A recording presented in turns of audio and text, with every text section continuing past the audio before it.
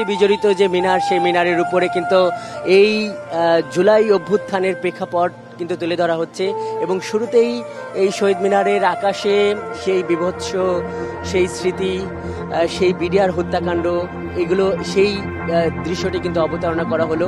এখানে কিন্তু লেখা হলো যে সেই বিডিআর হত্যাকাণ্ডের সেই ঘটনাটি কিন্তু এখানে তুলে ধরা হলো।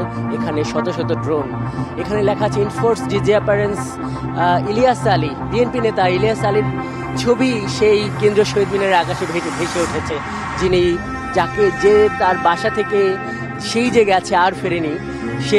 সে এখন আমরা দেখছি যে আরমানকে, উনি একজন জামাত নেতার ছেলে, কিন্তু তিনিও গুমের শিকার হয়েছিলেন এই 5 আগস্টের গণঅভ্যুত্থানের পর। তিনি অবশ্য ফিরেছিলেন। এইভাবে কিন্তু এই জুলাইয়ের এই প্রেক্ষাপটগুলো কিন্তু এখানে তুলে ধরা হয়েছে। এখানে মাইকেলকে দেখানো হচ্ছে, মাইকেলের ছবি এখানে ভেসে উঠেছে।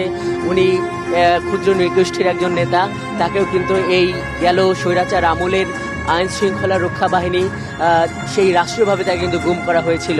সুমন নামে একজনের চেহারা ভেসে উঠছে, উনিও আসলে গুমের শিকার, যিনি আর তার পরিবারের কাছে ফেরেননি। আমরা এখানে দেখছি যে জুলাইয়ের সেই প্রেক্ষাপটকে দ্বিতীয় প্রেক্ষাপট হিসাবে কিন্তু এই গুম খুনের যে ইতিহাস, গেল স্বৈরাচার সরকার গেল 1.5 দশকে রচনা করে গেছে, সেই দৃশ্যপটগুলো কিন্তু এখানে দেখা হয়েছে। ড্রোনের আলোর খেলায় আমরা এবার অপেক্ষায় আছি দ্বিতীয় কি চিত্র। এখানে কিন্তু লেখা উঠছে শাপলা ম্যাজাকার, হেফাজত ইসলামের উপর রাতের আধারে যেই গণহত্যা চালিয়েছিল তৎকালীন আওয়ামী সরকার, সেই 5ই মে সেই দৃশ্যটি কিন্তু অবতারণা হলো কেন্দ্রীয় শহীদ মিনারের আকাশে। এখানে এই হাজারো দর্শক সেটি কিন্তু প্রত্যক্ষ করছে গভীর আবেগ নিয়ে। সেদিন কিন্তু রাতে ক্র্যাকডাউন করা হয়েছিল বিচার বহির্ভূত হত্যাকাণ্ডের।